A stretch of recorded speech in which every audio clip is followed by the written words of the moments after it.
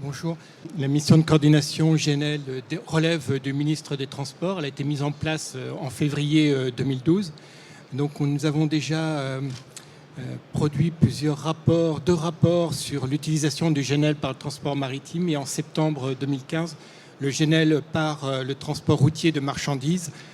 Et pour nous, c'est compte tenu des puissances nécessaires par les moyens de transport de marchandises et de passagers, c'est le carburant alternatif de la transition énergétique. Compte tenu des puissances nécessaires, on ne voit pas d'autres carburants dans les 20 prochaines années qui puissent alimenter des camions, des navires ou des bateaux sur les fleuves. Ok, donc la mission aura duré en tout 4 ans, c'est ça? 5 ans? 4 ans? Elle dure depuis 4 ans et elle se terminera à la fin de l'année, donc elle aura duré 5 ans en tout. D'accord. Et à l'échelle européenne, la France va présenter un cadre national pour répondre à une directive européenne. Allez-y, peut-être, je ne veux pas vous... Ah oui, il faut la zapette. Où est la zapette? Elle est là. Appuyez sur le bouton vert.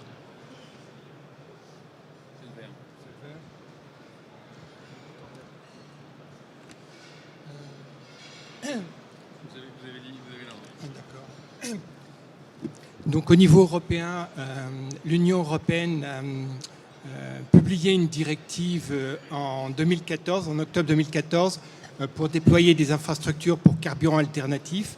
Et parmi ces carburants alternatifs figure le gaz naturel, soit sous forme liquéfiée, soit sous forme compressée.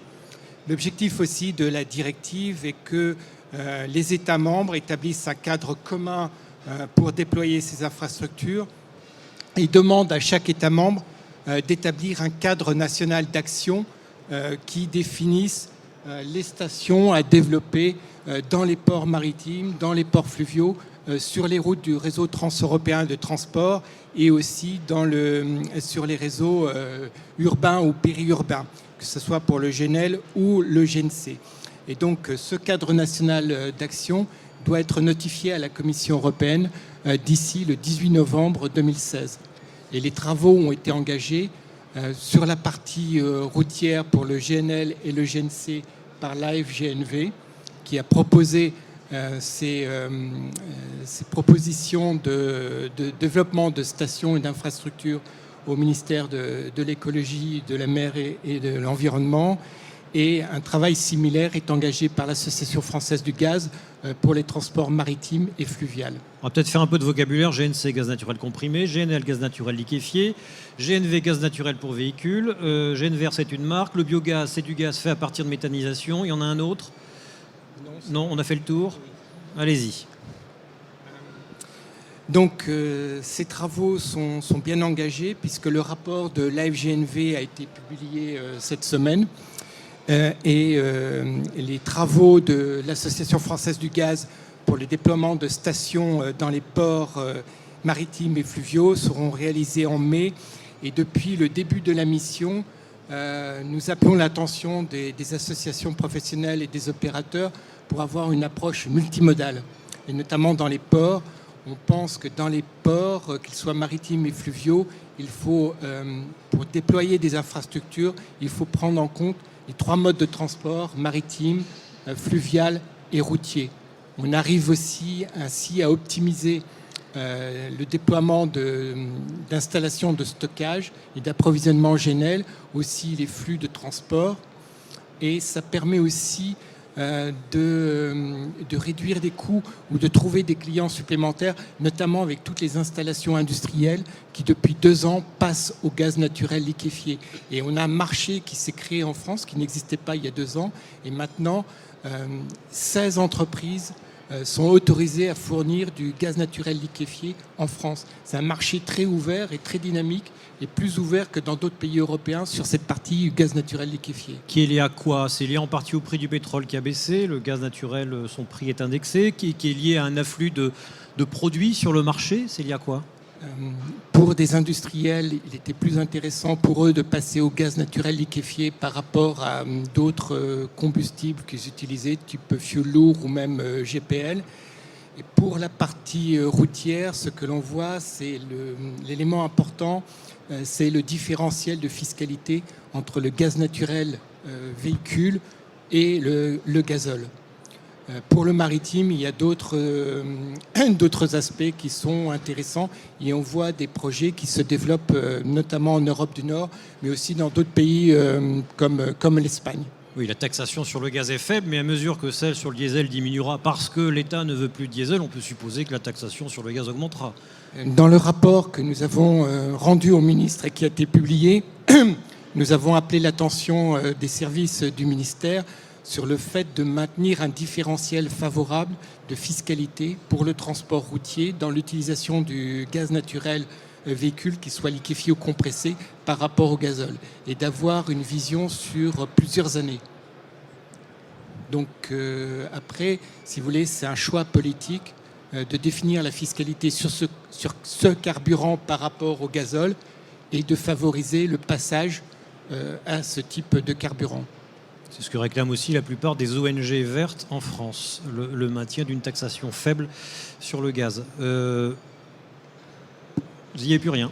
Si, juste un point, c'est le développement pour le développement de ce gaz, juste pour vous dire que nous sommes dans un cadre européen et qui est de plus en plus européen. Juste une vue très simple, c'est en application de la directive sur les carburants alternatifs.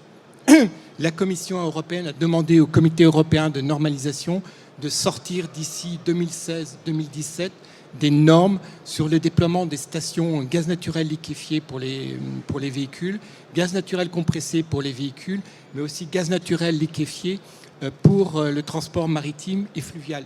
Et ces travaux sont réellement engagés. Et les normes sont sur le stade de consultation avant leur publication. Donc on est parti pour avoir un cadre réglementaire européen. Il y a d'autres actions qui sont engagées au titre des formations, au titre des incitations financières. Et quand on voit sur les incitations financières, il s'agit vraiment au niveau de l'Union européenne d'un engagement vers le gaz naturel liquéfié pour différents modes de transport, maritime, fluvial et routier. J'ai juste pris sur cette vue les financements qui sont accordés en 2014-2015 sur des projets gaz naturel liquéfié. C'est des financements. Quand vous faites le total... C'est à 100% européen ces financements. Pardon ? C'est à 100% européen ces financements. C'est à 100% européen ces financements. Oui, c'est les financements et uniquement au titre du réseau transeuropéen de transport. Et vous apercevez quand vous faites le total des projets, les montants éligibles sont à peu plus de 535 millions d'euros. Et sur ces 535 millions d'euros, l'Union européenne a accordé 217 millions d'euros de subventions au titre du programme RTET. Il y avait eu la même chose sur le cadre financier pluriannuel de l'Union européenne 2007-2013. Et quand vous cumulez tout ce qui s'est fait depuis 2007 jusqu'à 2015, vous êtes à plus d'1 milliard d'euros de projets éligibles au financement européen et près de 400 millions d'euros de financement européen qui ont été accordés sur ces projets d'utilisation du GNL par les différents modes de transport.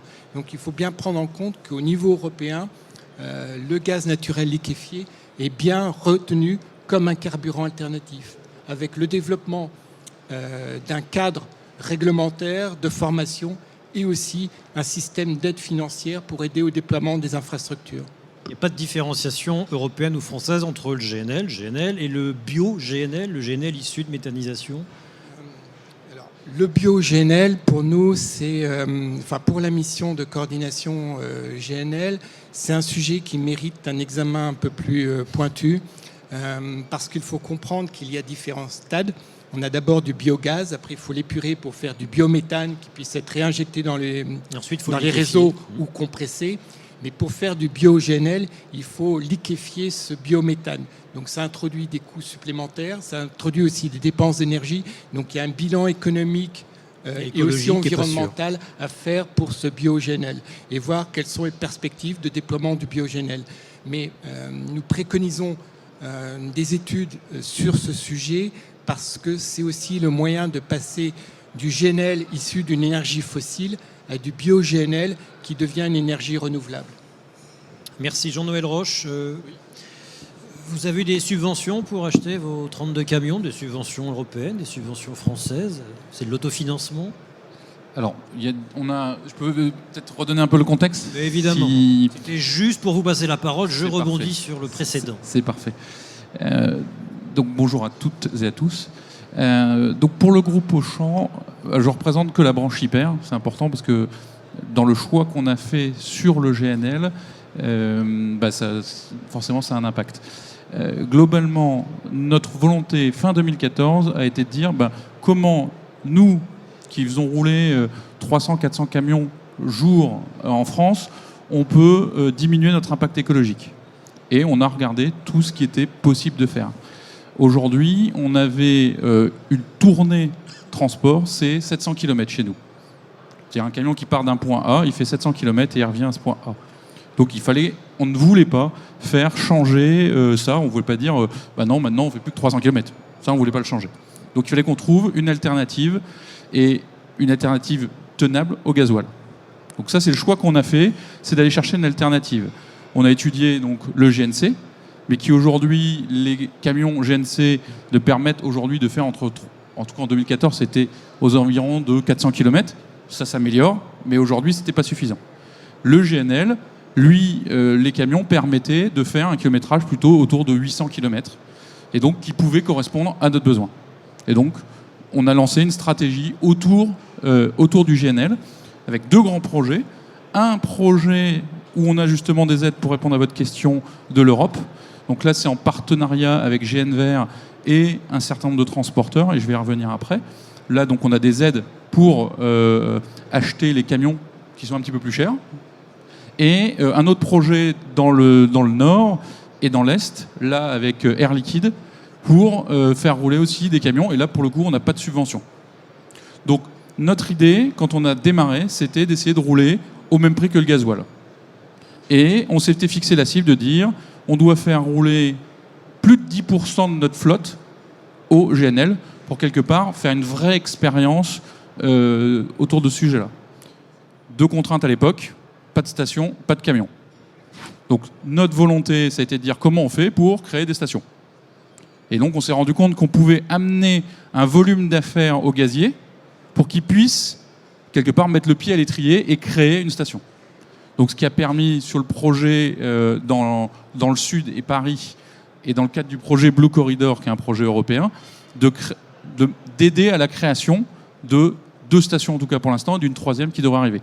Donc pour donner Nîmes, Lyon et Paris. C'est un investissement important ? Pour le gazier, oui, forcément, c'est un investissement important. Et lui, ça le rassure d'avoir des volumes. Et c'est vrai que la contrepartie à tout ça, c'est qu'on s'engage sur des volumes. Donc ça veut dire que nos transporteurs se sont engagés sur des volumes. Et nous, on s'est engagés sur une durée de contrat avec le transporteur. Donc quelque part, il n'y a pas de notion de tripartite, mais on couvre l'investissement qui va être fait par nos transporteurs. En gros, vous avez monté 2 stations-service et vos transporteurs sont tenus d'y aller. Alors, les gaziers ont monté des stations-service. Nos transporteurs ont contractualisé avec les gaziers sur un volume d'activité que nous, on contractualise avec eux. Ce qui fait que quelque part, ils ont une sécurité sur ce sujet-là. Et ça permet qu'en fait, la boucle soit vertueuse. C'est-à-dire que quelque part, en faisant ça, on alimente l'arrivée des stations. Et nos transporteurs, ils sont sécurisés, donc ils font arriver les camions. Et donc la boucle est vertueuse. Et notre objectif à chaque fois, ça a été de faire des stations libre-service, c'est-à-dire pas des stations où on aurait pu dire on fait des stations que pour nous, mais si on veut développer la filière, parce que c'est pas juste pour développer dans le petit Microsoft, pas Microsoft, pardon. Voilà. Oh, le beau lapsus. Le lapsus, microcosme. Microcosme c'est juste, voilà. L'idée, c'était vraiment de permettre à tout le monde d'y aller. Et le choix qu'on a fait aujourd'hui, donc de mettre ces 30 camions, c'était un choix aussi sur tous nos transporteurs. C'est-à-dire qu'on l'a proposé à tous nos transporteurs.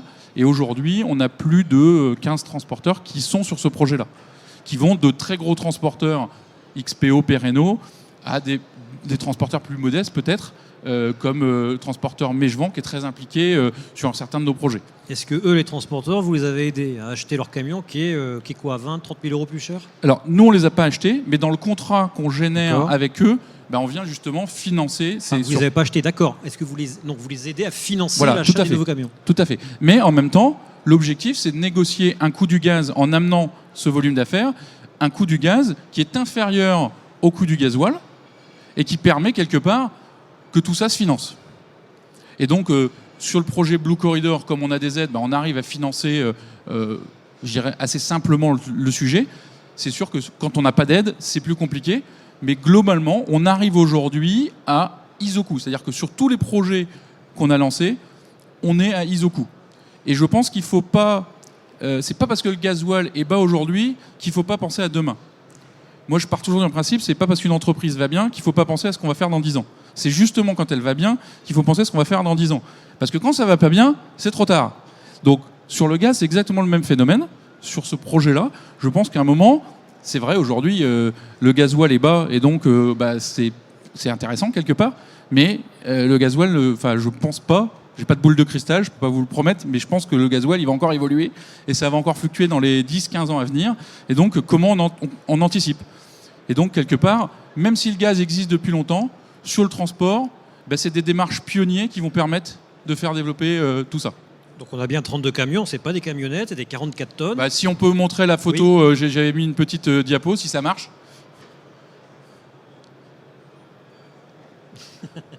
A priori, elle ne doit pas passer, mais c'est pas grave. Donc globalement, aujourd'hui, c'est bien des semi-remorques qui roulent. Donc à date, on en a 14 sur la France, surtout pour l'instant dans le sud et sur Paris. Et le projet, c'est en septembre d'en avoir 32. On en aura 32, parce que on avait pris une cible à 30 et on arrive à 32, qui vont rouler. Donc sud Paris et nord et est. Les 14 premiers roulent depuis combien de temps ? Alors les tout premiers ont démarré en juillet, même juin l'année dernière. Donc il y en a eu 5 qui ont roulé quasiment depuis juin l'année dernière. Ils sont arrivés de façon échelonnée dans le temps. Mais voilà, globalement, et là les derniers sont arrivés entre décembre et janvier. Donc là, à date, on en a 14, et les autres vont arriver dans les mois qui viennent. Et là, plutôt sur le nord et l'est, les 15-16 suivants. Et qu'est-ce que vous racontent les chauffeurs sur ces camions nouveaux ? Ça se conduit, je suppose, pas de la même façon. On fait pas le plein de la même façon. L'autonomie est pas la même. On freine pas de la même façon, sans doute. Alors, quel retour vous avez ? La première chose, c'est bien, je vais rebondir juste avant de répondre à ça, sur un point essentiel de ces projets-là. Le point essentiel, c'est la sécurité. Et la sécurité, elle est entre les mains des chauffeurs. Parce que faire un plein en GNL, c'est pas faire un plein en gasoil. C'est pas compliqué en soi, mais il y a des règles à respecter. Et si on les respecte pas, les risques sont quand même importants. Donc, mais comme en gasoil, si vous faites n'importe quoi en faisant le plein, vous avez aussi des risques. Sauf que là, il peut se geler les mains quand même avec le GNL. C'est ça. Donc il y a des équipements à voir. Mais vous téléphonez au-dessus de votre cuve à gasoil en faisant le plein, vous pouvez brûler. Voilà. Donc c'est l'essence, c'est vrai, je vous l'accorde. Mais voilà, les risques existent aussi. Aujourd'hui, les chauffeurs, quand on parle avec eux, dans un premier temps, forcément, déjà les tracteurs ne sont pas forcément à date les plus perfectionnés. Donc le confort du tracteur n'est pas aujourd'hui au niveau de ce qu'ils pouvaient connaître avant. Mais par contre, ce qui est intéressant à voir, c'est qu'au début, ils ont des craintes. Ils se disent, ça n'a pas beaucoup d'autonomie. Est-ce que je vais pouvoir aller au bout de ma tournée ? Parce qu'à un moment, quand on voit la jauge, on se dit, jusqu'où je vais arriver ? Et puis petit à petit, forcément, c'est pas la même façon de conduire. Je suis pas un expert de la conduite, mais c'est pas du tout la même façon de conduire. Aujourd'hui, donc ils ont un apprentissage à avoir, mais en même temps, après, il y a une certaine fierté. C'est-à-dire que, au bout de quelques mois, les chauffeurs nous disent, moi, je conduis un camion au GNL, un tracteur au GNL. Et donc, il y a une certaine fierté quelque part de participer à quelque chose de différent. Parce que de temps en temps, quand même, le monde du transport est mis un peu sous les colibés en disant c'est vous les pollueurs. Et là, on amène une solution qui pollue beaucoup moins. Donc quelque part, il y a une certaine fierté par rapport à ça. Donc ça, ils le mettent en avant. Et après, quand ils ont compris, ils ont appris la conduite de ce type d'engin, ça se passe plutôt bien aujourd'hui. Moi, les chauffeurs que j'ai pu voir sur Nîmes m'ont fait part de leur satisfaction sur la conduite de ce genre de véhicule. Merci. Claude Blanc. Le GNL, pourquoi vous transportez-vous des matières dangereuses ? Y aurait-il un intérêt spécifique à votre métier ? Alors, nous avons la même démarche qu'Auchan. Aujourd'hui, nous avons 5000 tracteurs dans notre flotte. Donc, on est à la recherche de gains de productivité et de réduction des émissions de CO2. Donc, on a la même démarche. On a une démarche de réduction de consommation de gasoil classique, avec la signature de charte ADEME, en utilisant les outils informatiques embarqués. La charte CO2. Charte CO2, voilà. Donc informatique embarquée, pneus verts, lubrifiant haute performance, formation des conducteurs à l'éco-conduite. Donc ça, c'est ce que font tous les transporteurs. On a aussi engagé un report modal de tous nos transports qui pouvaient être transportés soit par ferroviaire, soit en maritime, soit en fluvial. Donc là aussi, c'est aussi utiliser au maximum d'autres types de transports. Et donc la troisième solution, c'était de s'engager sur trouver d'autres carburants. Donc le gaz méthane est une des solutions.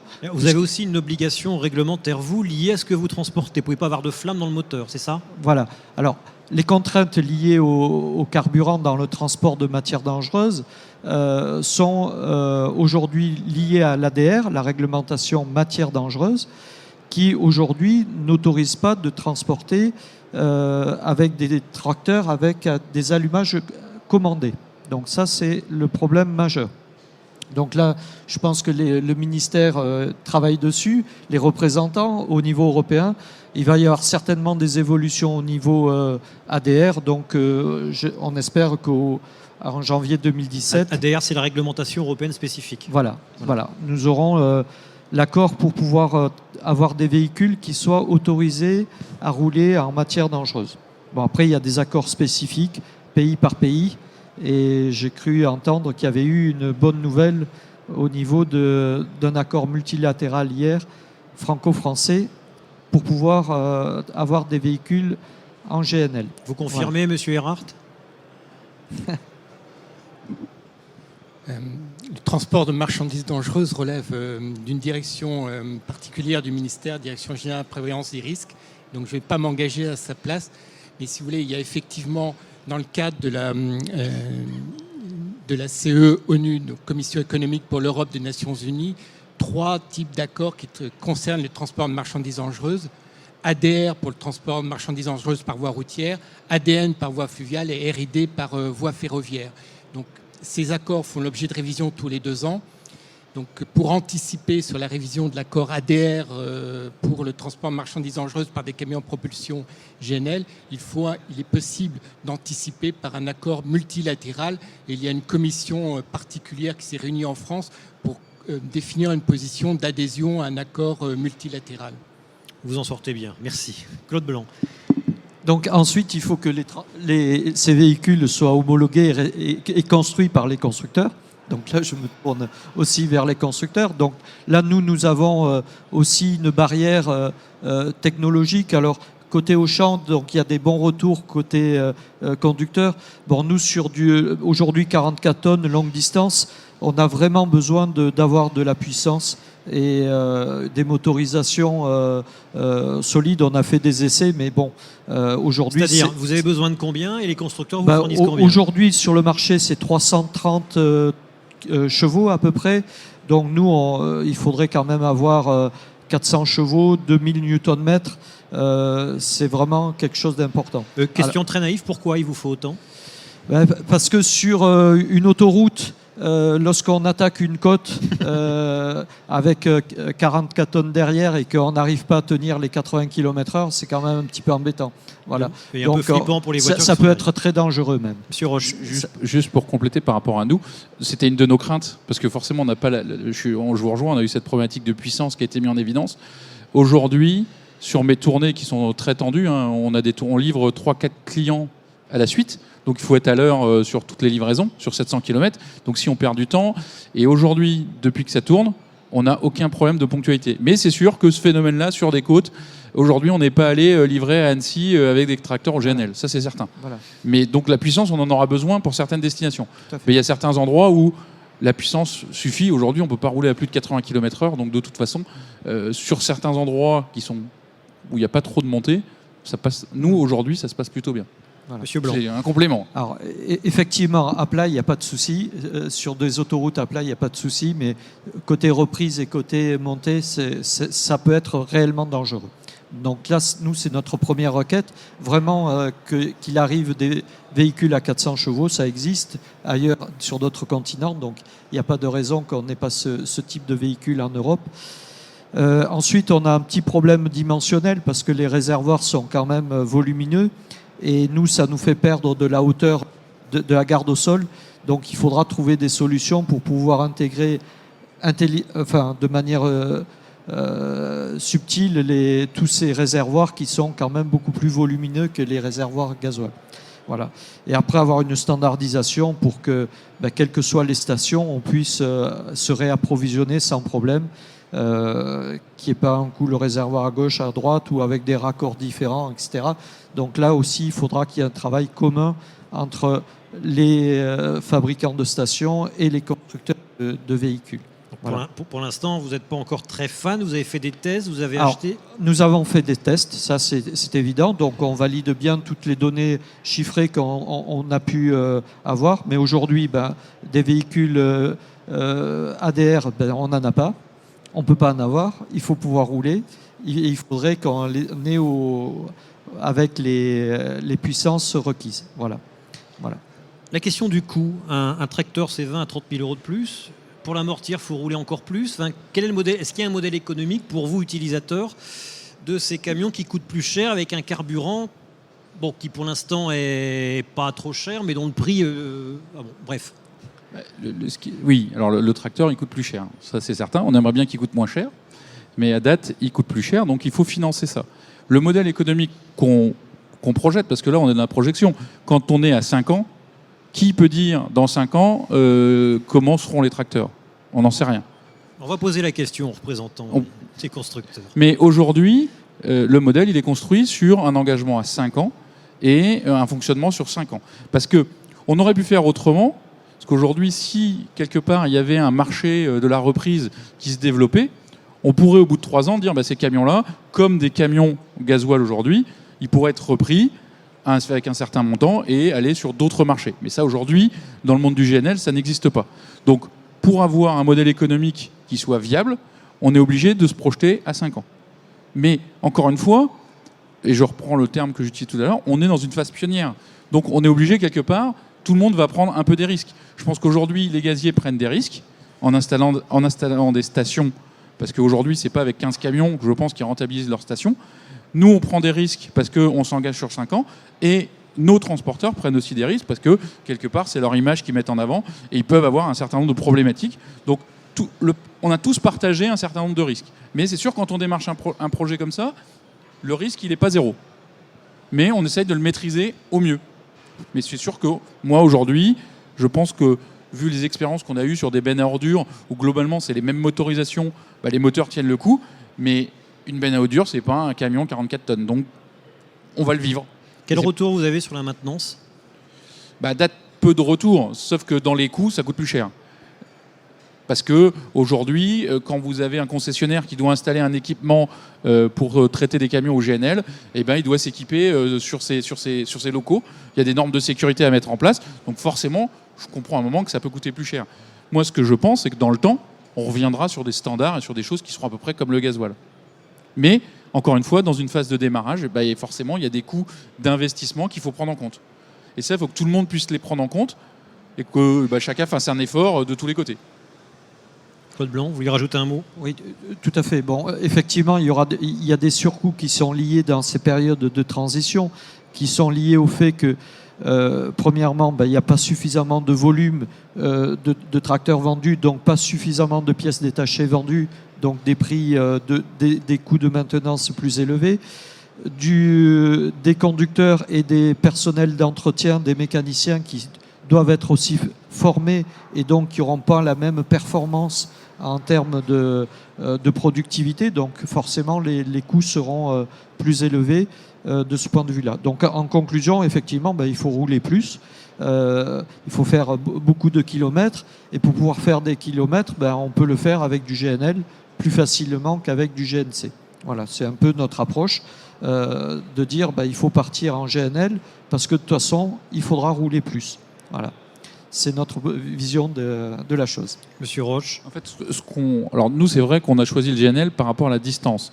Mais c'est vrai, quand on participe à les différents groupes de travail, on se rend compte que le GNC peut être une réponse dans le transport urbain. Alors, dans mon périmètre, je n'ai pas le transport urbain, même si le groupe Auchan, enfin Auchan Retail, fait du transport urbain. Et ce choix du GNC, je sais que beaucoup ont fait le choix en urbain de fonctionner au GNC, parce que l'autonomie de 400 km suffit à faire les tournées. Donc aujourd'hui, voilà, sur de la longue distance, on va être plutôt GNL, sur de l'urbain, on va plutôt être GNC. Mais c'est sûr que la rentabilité, nous, on la retrouve parce qu'on roule. Il faut rouler. C'est ça qui fait la rentabilité. En complément, il faut aussi intégrer la productivité d'un conducteur. Aujourd'hui, les temps sont comptés. Et effectivement, plus on va limiter le nombre de réapprovisionnements et de ravitaillements, mieux ça sera. Donc ça, c'est aussi un point important. Effectivement, ravitailler tous les 400 km, c'est du temps, c'est un coût. Et il vaut mieux ravitailler une fois tous les 700 ou 1000 km. Voilà. Donc ça aussi, c'est un point qui plaide en la faveur du GNL. Du GNL. Voilà. Monsieur qui... Oui, alors, dernier mot. Dernier mot, juste sur l'urbain, on voit que de toute façon, on va devoir trouver un autre carburant que le gasoil. Ça, c'est sûr. Oui. Voilà. Donc, quelque part, même si le GNC aujourd'hui, en termes de rentabilité sur de l'urbain, peut-être que ça va coûter un petit peu plus cher, mais la question, elle n'est pas de savoir si ça va coûter plus cher ou pas. La question, c'est de savoir comment on livre demain. Donc là, ce sera pas en diesel, voilà. ça paraît clair et net. Le dernier du dernier mot. Dernier du dernier. Donc, dans les barrières à lever, il reste un point. Nous, ce sont les chargeurs, les points de chargement, puisque souvent, on va charger dans des points qui sont soumis à ICPE ou à Céveso. Donc, sur ces sites... ICPE, Institut classé pour la protection de l'environnement. Voilà, très bien. Donc, sur ces sites, les moteurs à allumage commandé sont généralement interdits. Et là aussi, si on veut accéder avec des motorisations de cette nature, il faudra faire évoluer les règlements de ces établissements. Et ça sera vraiment aussi un point clé, parce qu'il y a beaucoup de points de chargement qui sont limités par ce point-là. Non, je ne vous poserai pas la question, monsieur Erhardt, rassurez-vous. Monsieur Quillet, c'est à vous.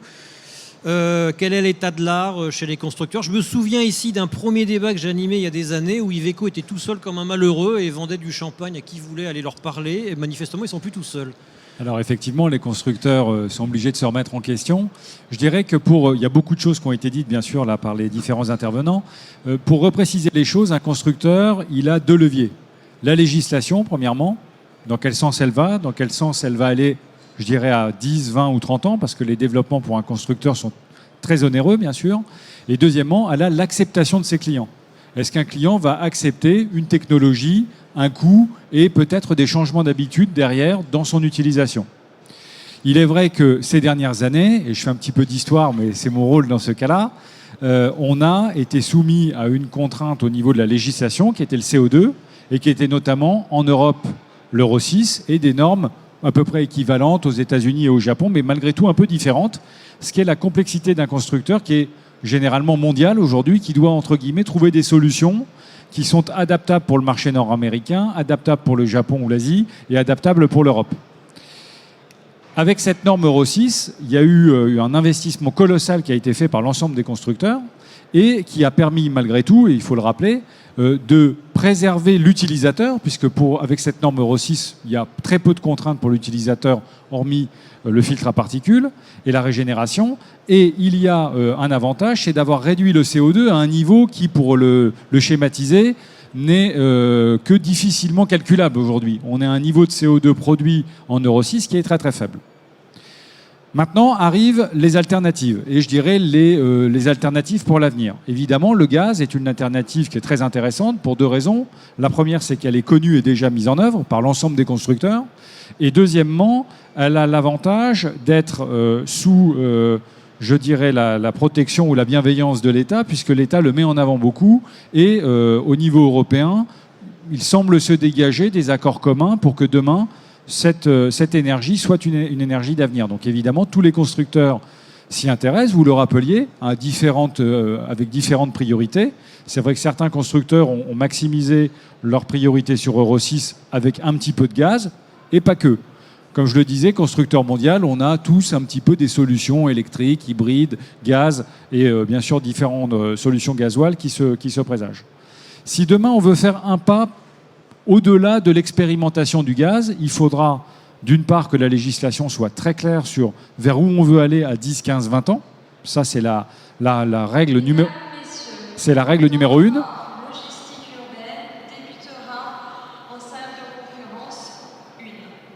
Donc la logique de la législation, elle doit être claire dans les 10, 15, 20 années à venir pour que les constructeurs puissent investir massivement sur des volumes qui permettraient de réduire les coûts en termes de prix de véhicules et, je dirais, de fixer un prix de marché qui soit acceptable.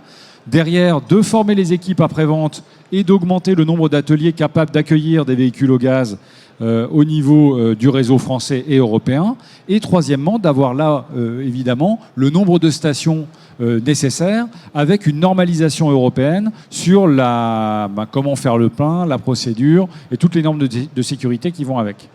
Et puis le deuxième point, c'est effectivement qu'avec nos clients, on arrive à trouver un motus vivendi qui sera lié au volume, puisqu'on ne répondra pas à la solution du gaz avec un seul moteur, vous l'avez dit, 400 chevaux pour faire du 44 tonnes, ça paraît être quelque chose de possible techniquement, mais qui nécessite beaucoup de coûts en termes de développement. Et il faut demain envisager que si on va vers cette solution du gaz, du GNL, on puisse avoir des motorisations qui, grosso modo, varient entre 200 et 400, voire peut-être 410 ou 420 chevaux.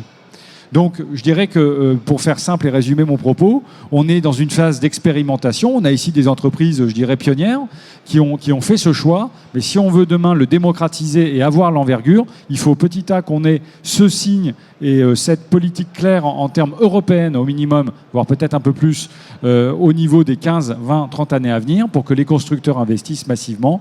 Et deuxièmement, qu'on ait effectivement des clients qui soient prêts à aller vers le GNL. Il y en a certains aujourd'hui, on en a ici, mais on a beaucoup de clients qui aujourd'hui feront peut-être plutôt de la résistance. Il faudra vivre avec et il y aura, à mon avis, une phase de transition entre les deux.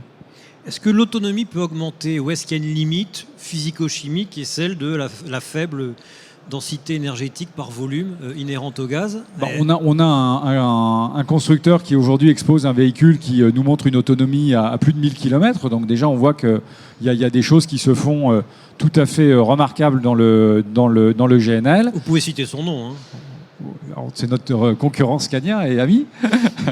Et de l'autre côté, on a également, par contre, là, 340 chevaux, si je ne me trompe pas. Ça reste là aussi une des demandes du marché, d'avoir un véhicule plus puissant. Donc, qui dit plus de puissance dira forcément un petit peu moins d'autonomie. Aujourd'hui, les deux sont liés, d'accord. Voilà, les deux sont liés aujourd'hui. Par contre, c'est vrai que les ingénieurs peuvent aussi travailler et demain avoir des solutions qui permettent d'aller un peu plus loin. On peut aller plus loin, monsieur Scania?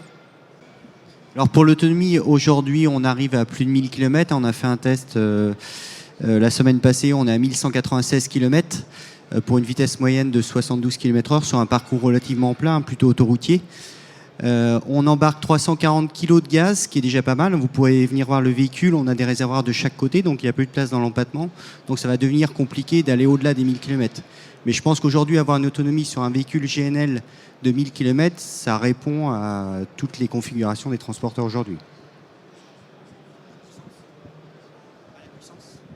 Donc au niveau de la puissance, donc on est sur un 340 chevaux. Bien sûr, comme vous le disiez tout à l'heure, c'est pas suffisant pour faire du 44 tonnes dans des régions accidentées. Donc on travaille bien sûr sur des motorisations plus puissantes, sur un moteur de 6 cylindres de 13 litres de cylindrée qui aura une puissance supérieure à 400 chevaux et qui arrivera, on n'a pas de date officielle, mais certainement fin 2017. Merci. Monsieur Quillet, on a du recul sur la maintenance, sur la pérennité de ces moteurs, sur leur durée de vie? Alors, personnellement, assez peu, parce que c'est vrai qu'aujourd'hui, on a peu de solutions. Je parle de constructeurs en général qui sont en place avec des clients, je dirais, connus au niveau national.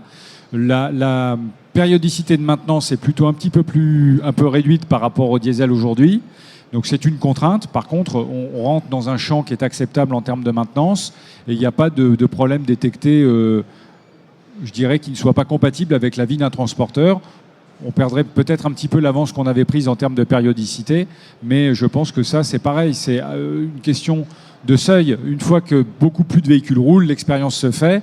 Et puis je dirais qu'aujourd'hui, avec les solutions télématiques que l'ensemble des constructeurs et les clients mettent en œuvre sur le véhicule, on peut, je dirais, faire du préventif, arrêter le véhicule en ayant une information préalable et donc ne pas l'arrêter pendant sa période, je dirais, clé, qui est celle de la livraison, mais l'arrêter au bon moment. Donc je dirais que là, c'est la télématique. C'est pour ça qu'il n'y a pas une solution, c'est un ensemble de solutions déployées par les constructeurs et les clients qui doivent être mis en œuvre. Le GNL d'une part, mais également effectivement un esprit pionnier parce qu'il y aura une période d'adaptation et une mutation où on vivra avec les deux solutions que sont le diesel et le GNL. Et puis moi je crois beaucoup à la télématique embarquée, qui est très présente aujourd'hui sur le salon, et qui permettra de développer ce produit avec une confiance et je dirais une lisibilité de l'exploitation avec la télématique et le client. Je pose la question à vous quatre. Est-ce que dans le marché, dans tous les acteurs du marché, dans les collectivités au ministère, il n'y a pas encore un blocage lié au fantasme de l'explosion du GNL, comme le fantasme de l'explosion de l'hydrogène? Je vous dis ça, c'est pas de façon anodine, parce que j'animais les débats où ce fantasme était extrêmement présent. Le GNL, ça explose, donc on en reste au diesel. Écoutez, la satisfaction que la mission a eue depuis 4 ans, c'est qu'on a travaillé avec tous les opérateurs, et surtout du secteur gazier, et l'industrie gazière a un haut niveau de sécurité et qu'elle entend conserver. Et ça convient bien à la mission. Sur tous ces aspects de sécurité, il y a 2 actions qui sont engagées. Je vous ai parlé d'un cadre européen avec des normes qui vont sortir au niveau européen avec des objectifs de sécurité. Et aussi en France, on a une réglementation très stricte en matière de sécurité, une petite installation classée et autres. Et il y a un groupe de travail particulier qui a été mis en place avec d'abord l'AFG et la Direction générale de la prévoyance des risques pour étudier toutes les questions de mise en œuvre des réglementations sur la sécurité. Et ce groupe a pris aussi en compte tous les aspects routiers, puisque maintenant c'est un groupe commun aussi avec l'Association française du gaz naturel pour véhicules pour examiner toutes les mesures d'application de la réglementation existante, avec un objectif qui est commun à la profession et à l'État, c'est de maintenir le niveau de sécurité. Ça, j'entends bien, monsieur R. Je parlais de perception. Est-ce que vous avez été confronté à des chargeurs, des transporteurs ou des villes qui vous disent « Ah non, forcément, ça va exploser, j'en veux pas, ça me fait peur » ou cette peur a complètement disparu? Pas des interlocuteurs que nous avons rencontrés. Par contre, ça peut exister sur Internet et sur autres, mais quand on étudie sérieusement les affaires, tous les opérateurs que l'on a vus sont soucieux de la sécurité et on n'est pas dans le fantasme de piloter une bombe roulante ou une bombe flottante. Mesdames, messieurs, ils sont à vous. Le micro va arriver. Monsieur Roche, en attendant. Juste parce que je trouve que c'est intéressant, c'est rajouter juste du concret. Donc, je vais vous prendre un exemple concret sur ce qu'on fait. Aujourd'hui, on a un camion qui fait Nîmes-Lyon, qui décharge dans un magasin, qui va recharger sur un entrepôt de Lyon, qui relivre le magasin de Valence et qui ensuite revient sur Nîmes. Tout au GNL, ça fonctionne. Et dans les timings. Avant, au gasoil, il consommait 30 litres au 100. Aujourd'hui, il consomme 28 kilos au 100. Donc, on a gagné en termes de consommation. Premier point. Le coût, si aujourd'hui, on a un coût du carburant GNL qui est, je donne une fourchette, environ 20 centimes moins cher que le gasoil. Donc, cumuler les 20 centimes plus le gain en consommation, je peux vous dire que vous pouvez faire le calcul, le sujet il est rentable. Mais il faut du kilométrage, c'est sûr. Il faut rouler. Voilà. Mais au moins, c'est concret. Alors, il n'y a pas les photos, on n'a pas vu les photos, mais voilà, les choses sont très concrètes. Ça marche. Voilà. Ce qui est. Moi, je reviens sur... Effectivement, ça marche. Le problème, c'est de dépasser ce stade d'expérimentation et d'arriver à une production qui soit importante. Et pour ça, c'est juste une petite anecdote pour donner du concret aussi, comme vous le disiez. On a aujourd'hui toujours cette problématique de la visibilité de la norme. Si on prend ce qui se passe pour les voitures, on a aujourd'hui différentes méthodes de calcul, notamment pour la partie électrique. Et en fonction de cette partie, il y a un petit... C'était dans la presse hier, donc je l'ai lu hier dans les petites informations que nous avons au niveau des constructeurs. Il y a une berline américaine qui a beaucoup de succès en ce moment au niveau électrique. Et selon une des méthodes de calcul, parce que l'énergie électrique vient du nucléaire, etc., son empreinte énergétique électrique était comparée à celle d'une petite voiture de sport allemande bien connue, Porsche, en termes d'empreinte. Donc tout est lié à ça. C'est-à-dire que si on n'a pas derrière une norme sur laquelle on a de la lisibilité qui permette de mettre en avant du développement au niveau du constructeur pour arriver à un coût réduit, des ateliers formés et de la mobilité maximum pour notre client, je pense qu'on ne réussira pas le pari. Et c'est là où on travaille tous dans le même sens, je pense. Et il faut qu'on réussisse, car aujourd'hui, on est trop sur un schéma expérimental. Si on veut le développer, il faut que tout le monde aille dans le même sens. Et la mobilité, c'est le propre d'un transporteur, c'est d'être mobile, d'être capable de s'adapter à ses besoins et à son client. Et il faut qu'on puisse réussir ce pari-là. Le coût en carbone du kilowattheure consommé, le constructeur que vous n'avez pas nommé commence par un T, c'est ça? Et il finit par un A. Je vous laisse trouver les lettres entre les deux. Édouard de Montmarin. Oui, juste un petit commentaire. Présentez-vous quand même. Oui, Édouard de Montmarin, Axegaz. Je pense que le moteur diesel a accompli sa mission avec les normes Euro 4, Euro 5, aujourd'hui les normes Euro 6, pour éradiquer les particules et diminuer de manière considérable les oxydes d'azote.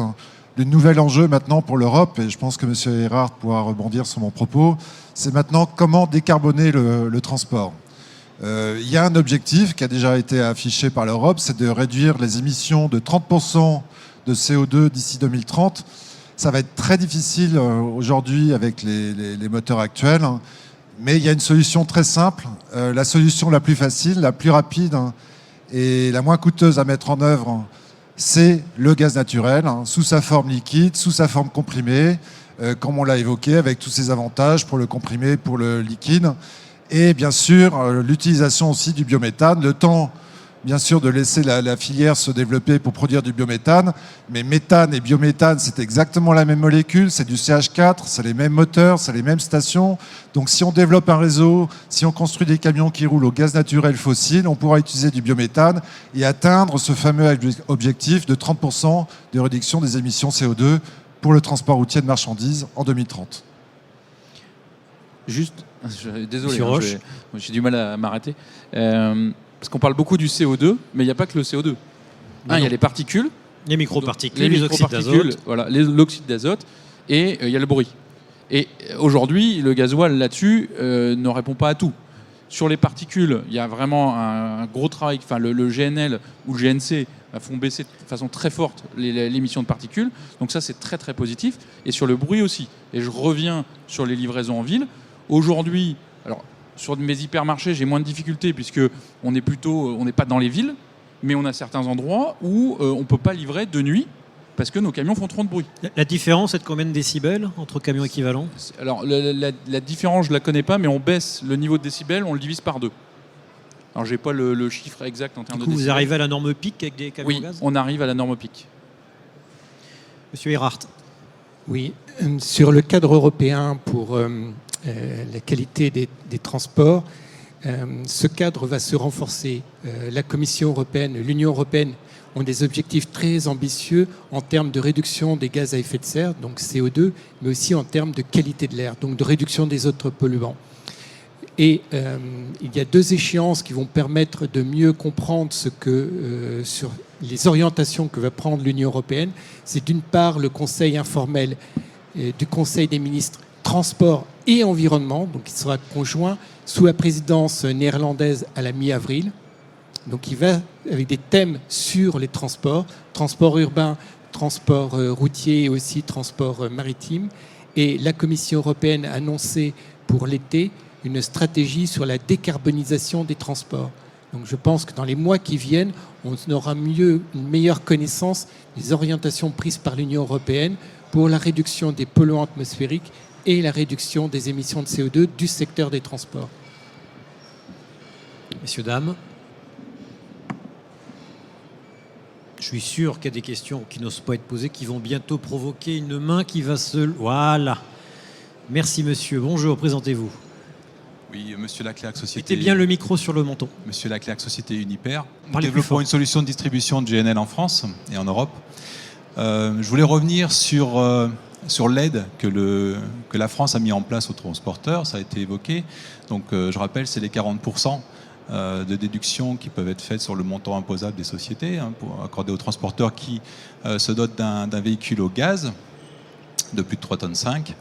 Je voulais simplement, c'est pas vraiment une question, mais simplement remarquer une chose qui est que je regrette quelque part, c'est que beaucoup de transporteurs et vous l'avez souligné, regrette qu'il n'y ait pas suffisamment de puissance sur certains véhicules.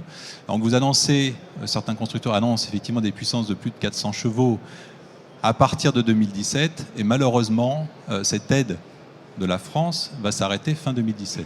Est-ce qu'on peut espérer, pour aider les transporteurs qui voudraient passer au gaz avec des véhicules de plus de 400 chevaux qui seront disponibles, qu'à partir de fin 2017, qu'il y ait une extension de cette aide?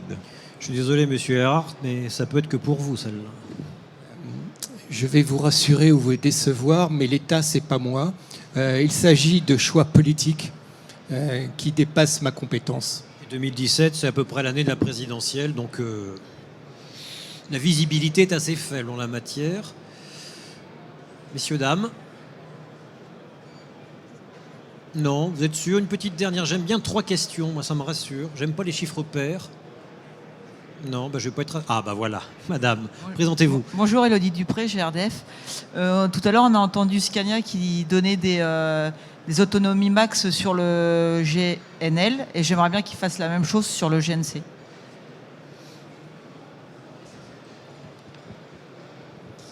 Alors aujourd'hui, pour le GNC, on annonce des autonomies de l'ordre de 350 à 400 km. Au-delà de 400 km, on préconise de partir sur des solutions GNL. Il n'y a pas un autre constructeur afin que les règles déontologiques qui m'obligent en théorie, dès lors que je cite une marque, en citer 2 autres, ne soient pas rompues. Madame. Excusez-moi, nous on avait en tête qu'il y avait des possibilités de prolonger l'autonomie et de monter plus que 400 km. Alors après, en GNC, sur des porteurs avec des empattements relativement longs, on peut toujours rajouter des réservoirs supplémentaires. Mais les réservoirs GNC sont relativement lourds et on pénalise après fortement la charge utile des véhicules. Donc on peut rajouter 10-12 bouteilles sur les camions, mais là vous allez vous retrouver avec des équipements qui pèsent 1 tonne 3, 1 tonne 4, donc c'est autant de charge utile en moins pour le transporteur.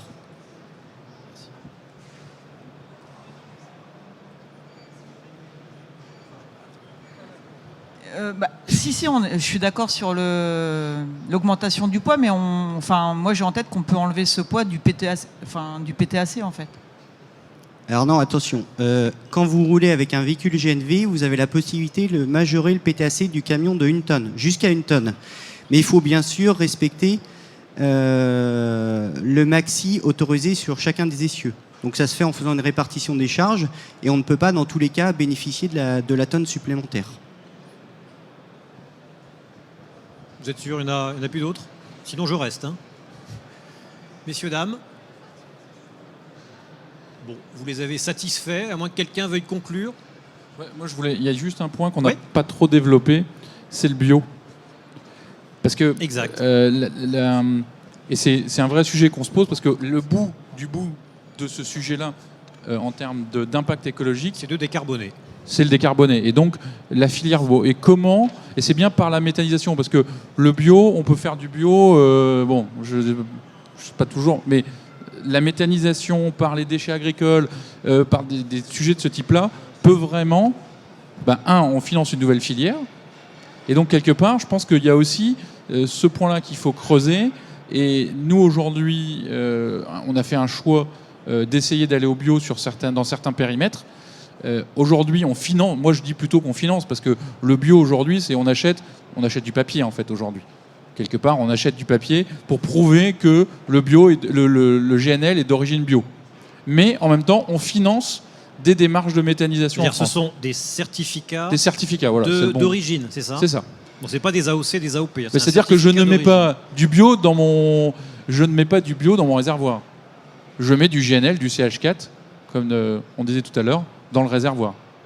Mais je finance, quelque part, des projets de méthanisation en France pour développer cette filière. Donc, c'est peut-être pas le mot de la fin, mais c'est aussi de dire que le bout de tout ça, il peut aller un petit peu plus loin encore.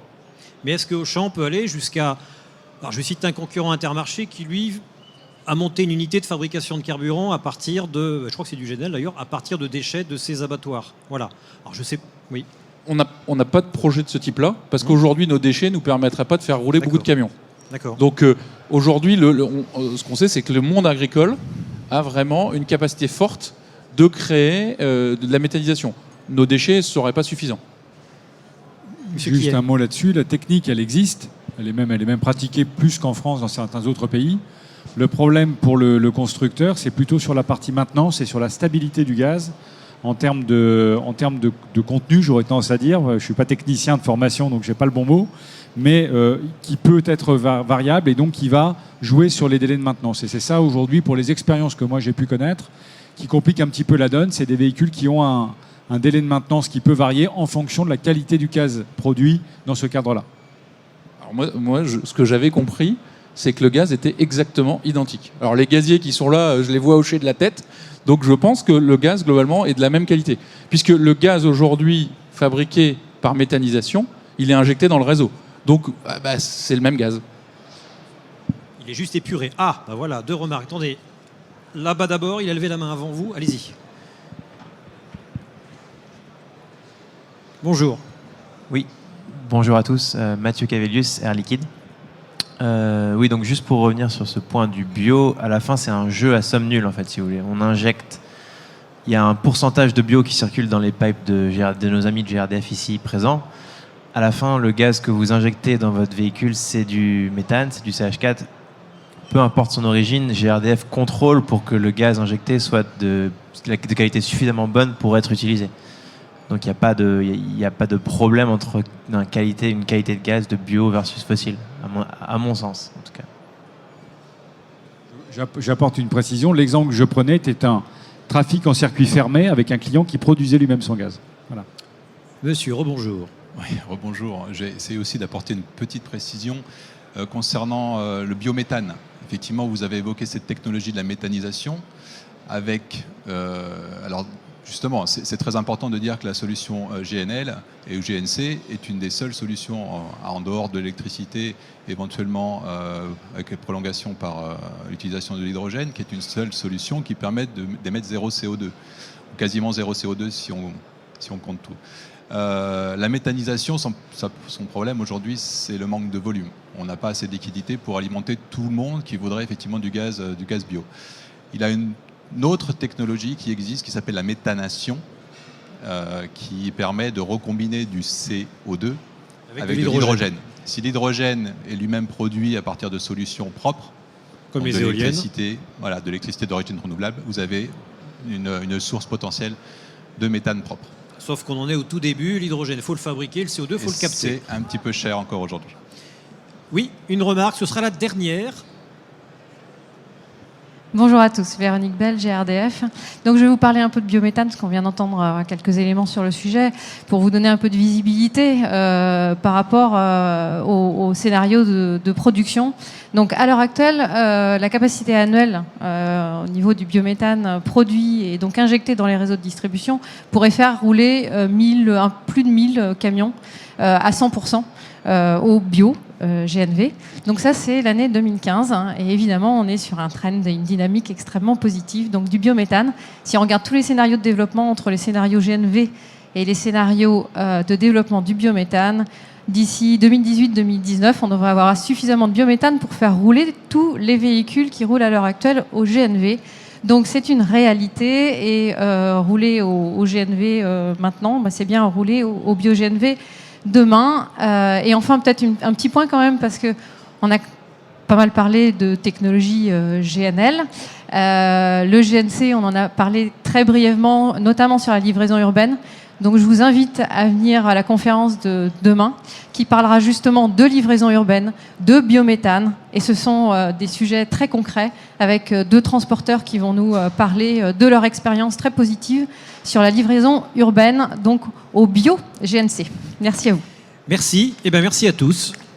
Et on termine à l'heure.